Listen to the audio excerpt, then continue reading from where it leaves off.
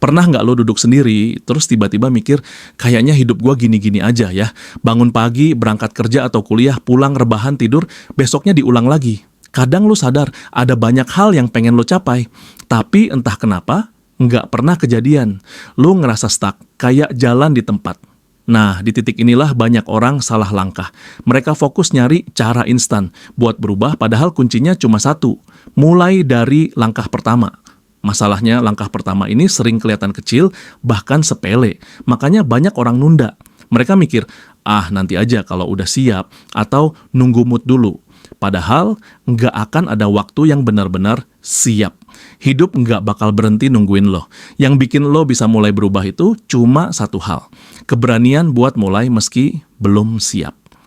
Langkah pertama bisa sesederhana bangun 30 menit lebih pagi buat olahraga, matiin notifikasi media sosial, biar fokus kerja, atau nyisihin uang Rp10.000 per hari buat nabung. Kedengarannya kecil, iya, tapi justru disitulah kekuatannya. Perubahan besar lahir dari kebiasaan kecil yang konsisten, bukan dari gebrakan gede yang cuman bertahan seminggu. Gue pernah ketemu satu orang yang hidupnya dulu berantakan.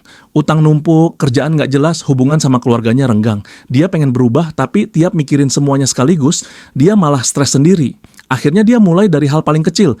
Tiap pagi dia beresin tempat tidurnya. Cuman itu. Nggak ada yang spesial. Tapi dari kebiasaan sederhana itu, dia mulai ngerasa lebih rapi, lebih teratur. Pelan-pelan dia jadi disiplin di hal lain. Nyatet pengeluaran, makan lebih sehat, dan akhirnya mulai nyicil bayar utang. 3 tahun kemudian hidupnya benar-benar beda. Dan semuanya berawal dari langkah pertama yang kelihatan receh. Banyak orang gagal karena mereka mau langsung lompat ke puncak, padahal belum siap nanjak. Langkah pertama itu ibarat pijakan pertama di tangga. Kalau lu nggak ambil, lu nggak akan pernah naik. Dan kabar baiknya, lu nggak perlu punya rencana sempurna buat mulai.